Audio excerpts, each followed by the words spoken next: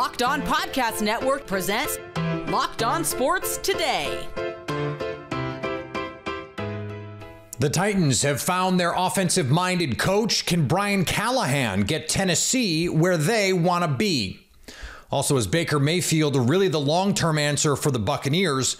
And the Raiders did the right thing. Today's episode is brought to you by Gametime. Download the Gametime app, create an account, and use code LOCKEDON for $20 off your first purchase. I'm Peter Bukowski, starting your day with the can't-miss stories and biggest debates in sports. You're Locked On Sports Today. Searching all major sports. Found. Let's start with the biggest story. The Titans hired a new head coach, and our Locked On Titans host, Tyler Rowland, jumped on live with his listeners to react in real time to the news. The Tennessee Titans not only hired the right coach, but this means that the Titans are truly going into the new era, going to the modern era of the NFL.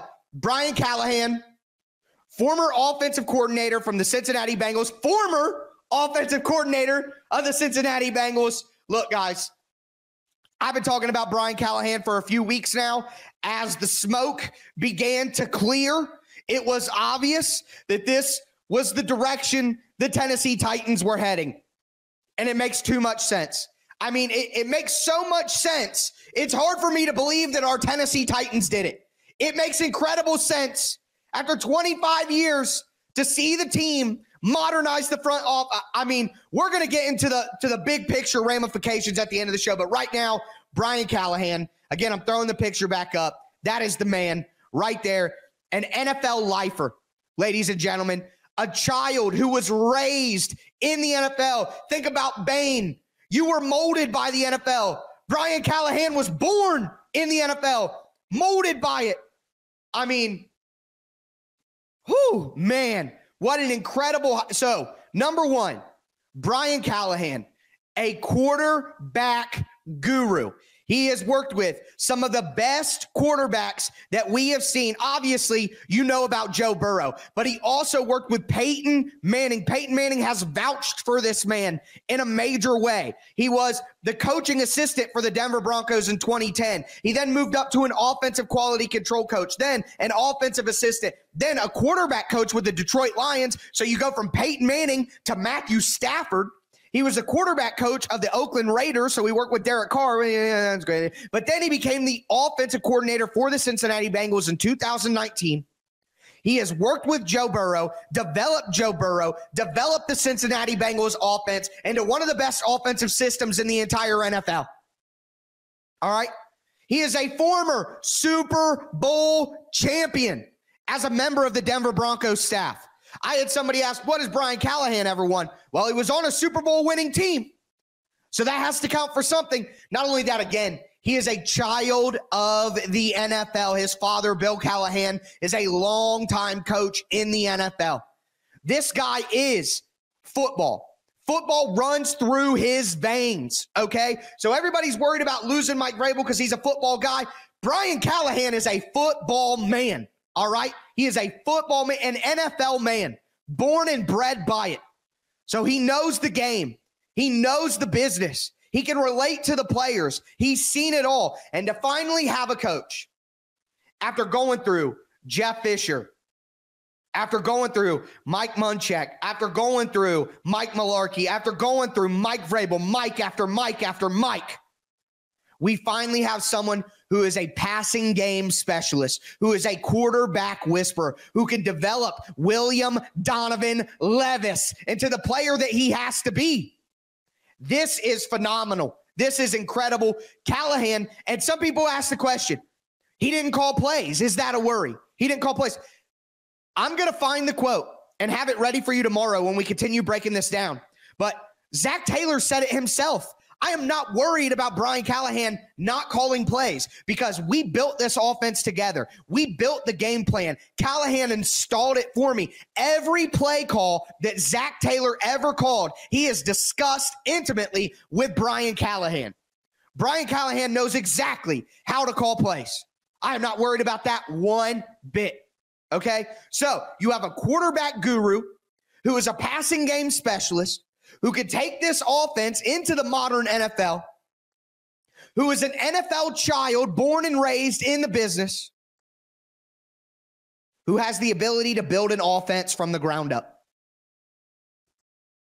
I can't believe it. I am beside myself with happiness. Stay up to date all year on the Tennessee Titans by subscribing to Locked On Sports Today and Locked On Titans on your favorite podcast app and on YouTube. Thanks for making Locked On Sports Today your first listen. Coming up, Baker Mayfield had a decent season, but does that make him the long-term answer in Tampa? Before we answer that, a scoring record set by Wilt Chamberlain was broken last night. With killer last-minute deals, all-in prices, views from your seat, and their best price guarantee, Gametime takes the guesswork out of buying tickets. Gametime has plenty of last-minute tickets to your favorite team. They also make it easy to get in the gate with flash deals and zone deals. Gametime makes it easy to find and buy tickets for every kind of event in your area. They've got views from all seats in the venue. Gametime has the lowest price guaranteed. Take the guesswork out of buying tickets with Gametime. Right now, all Gametime users get $100 off a big game ticket with code VEGAS100. Terms apply. Just download the Gametime app and use code VEGAS100 for $100 off a ticket to the big game. Or if you're not going to the game, use code LOCKEDON for $20 off your first purchase. Download Gametime today. Last minute tickets, the lowest price guaranteed.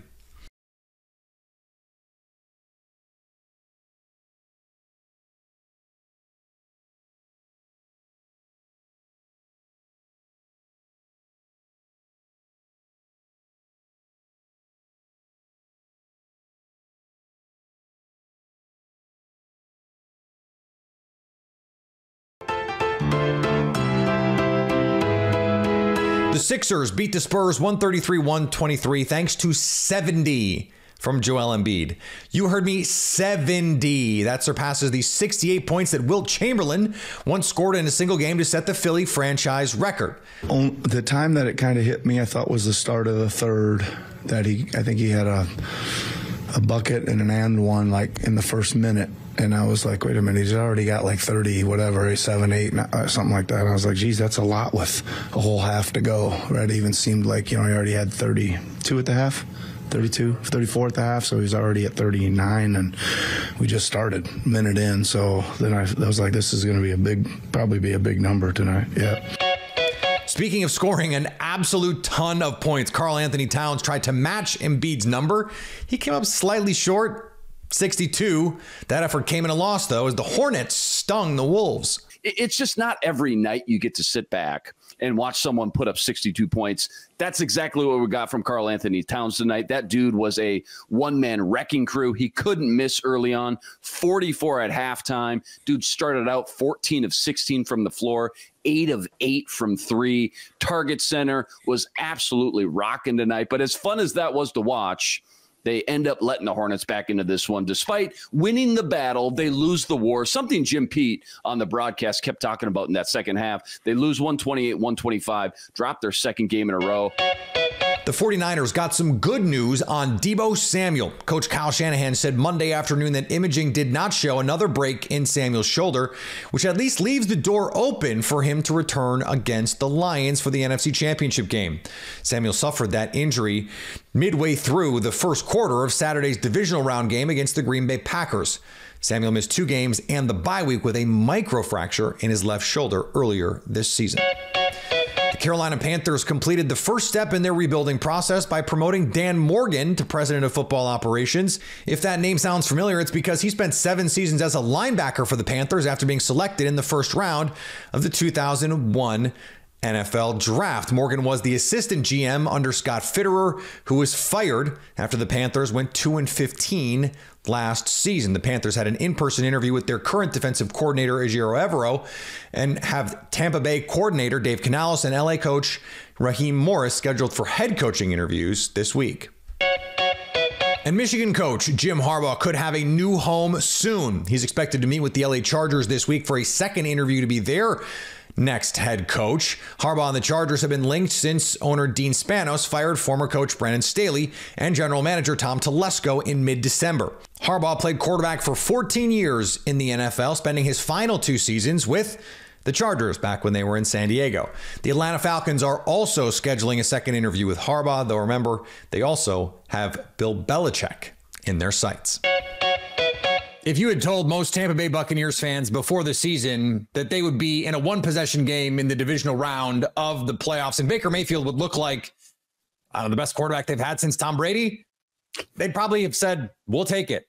But now, when you're in that moment and you experience the loss as they did on Sunday, a 31-23 loss in a raucous atmosphere in Detroit, it's still going to hurt. James Yarko from Locked On Bucs joins me now. And man, this is one of those games that there were times, there were opportunities for them to have, and they ultimately fall short. How does the way the season ends inform how you see this team moving forward? I think there's a lot to build on, honestly. And a lot of the guys in the locker room after the game felt the same way. And they were talking about how they overcame a lot of adversity and how they silenced a lot of doubters. You know, people in the national media and people before the season talking about how they were in the running for Caleb Williams this year after the signing of Baker Mayfield. And they were going to be in contention for that number one pick. And all of a sudden they win the division for the third straight year. They get to the divisional round by trouncing the defending NFC champions. And those guys were disappointed, but not defeated in that locker room. And let me tell you, the amount of love that those players have, especially the offensive players for Baker Mayfield, tells me that he is going to be the guy next year. Yeah, and I think that is going to be the question for this franchise moving forward. Not just, is he going to be the guy next year? It seems obvious he's going to be the guy next year. The question is, to what degree do you commit to him moving forward? And they're going to have to parse how much of that was, you got Chris Godwin, you got Mike Evans, you got Dave Canales, who's interviewing for head coaching jobs. How does, if Dave Canales leave, inform what they want to do here? What level of faith do you think this team has in Baker Mayfield right now? If 10 is Patrick Mahomes and 0 is Josh Rosen. I think they're sitting at a solid 8.5, 9. They believe in Baker and they rallied around him. And, the franchise, from the ownership down to, just your basic kitchen workers, absolutely love this guy. And so you did bring up a great point in Dave Canales. He's interviewing for head coaching jobs, and I love Dave. I love the growth that we've seen from him this year as an offensive coordinator, as a play caller. I don't think he's ready for a head coaching job. And that was something else that the guys in the locker room were talking about, was they'll be really excited for Dave Canales if he gets a head coaching job, but selfishly, they all want him to stay. They all want to keep this thing going and build on what they did this year. And Baker Mayfield's a guy who's never had the same offensive coordinator 2 years in a row. I mean, shoot, he's really never had the same head coach. So this is an opportunity for the Bucs to take what they did and build on it and bring all these pieces back. Baker went to bat and said that if he comes back, Mike better be there. And Todd Bowles said he doesn't even want to think about Mike Evans wearing a different uniform. Dave Canales feels the same way. They want Mike Evans back. They want Baker Mayfield back because they know what they're capable of, especially with another year to build off of what they've done, another year under the belt of Dave Canales as he really hit his stride in the second half of the season as a play caller. And those aren't the only guys who have decisions that the team is going to have to make on. Lavonte David is an unrestricted free agent. Devin White, Antoine Winfield Jr., unrestricted free agents as well. How different might this team look next year, James? I think Devin White's gone. I think we've seen the end of Devin White in Tampa, and the fans are kind of over it, to be honest. It's been a lot of thanks for the Super Bowl run, but best of luck in your future endeavors. And it was a situation where he kind of wore out his welcome. I've said on Locked On Bucs a couple of times, he's a flashier version of Quan Alexander, and that's not really the player that you want, especially using that high draft capital that they did back when he came out in the draft.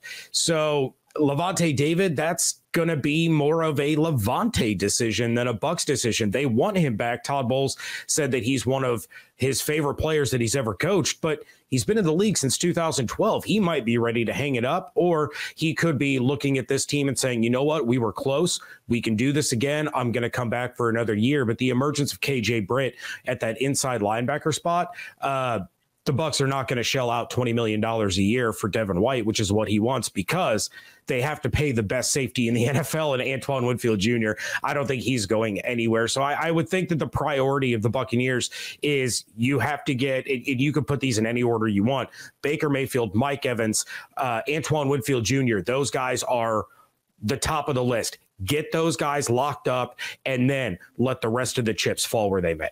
Stay up to date all year on the Tampa Bay Buccaneers by subscribing to Locked On Sports Today and Locked On Bucs on your favorite podcast app and on YouTube.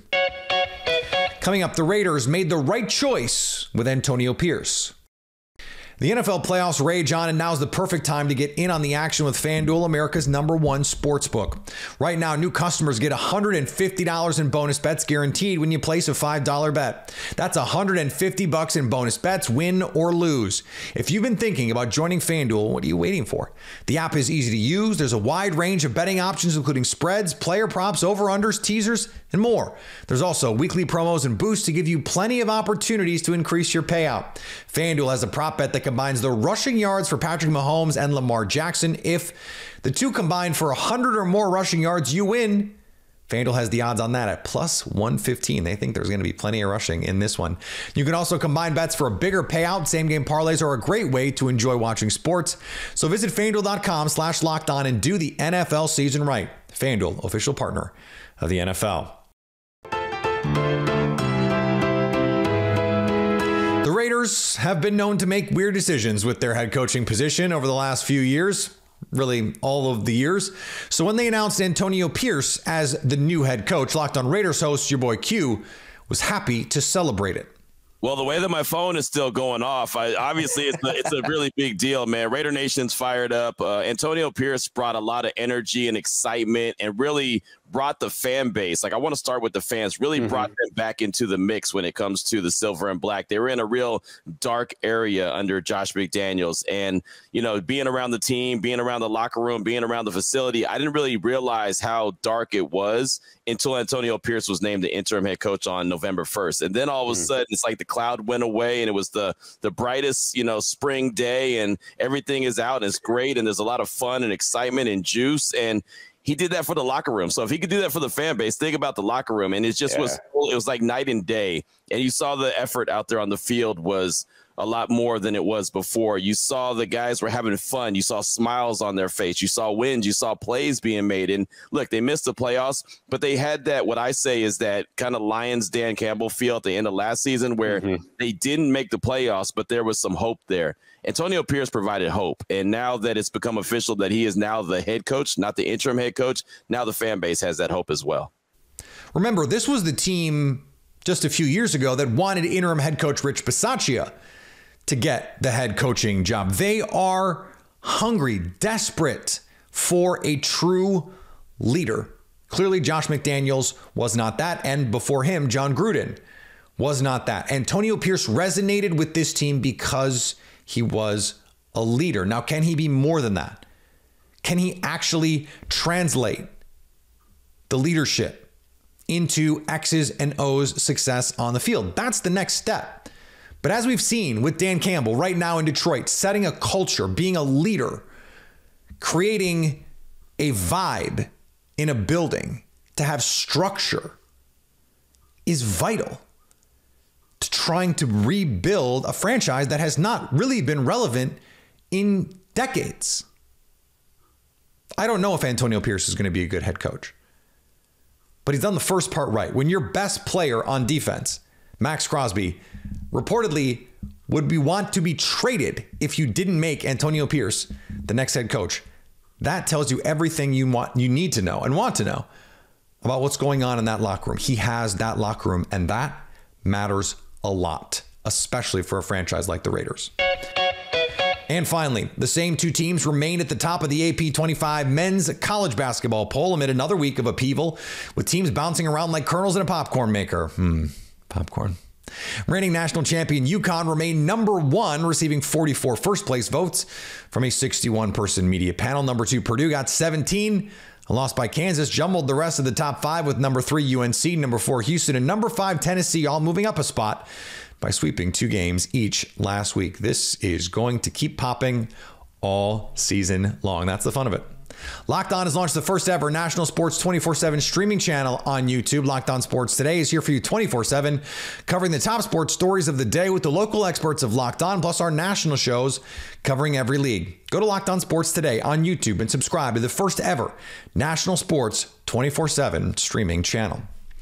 Coming up on the next Locked On Sports Today, we look at why Lamar Jackson doesn't have to be a hero to beat Patrick Mahomes.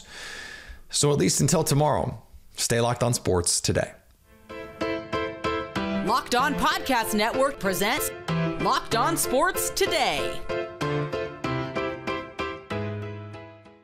For more episodes of Locked On Sports Today, go to our video on demand. Click on Sports at the top of your screen. There, you'll find past episodes of Locked On Sports Today, plus other Locked On shows on demand.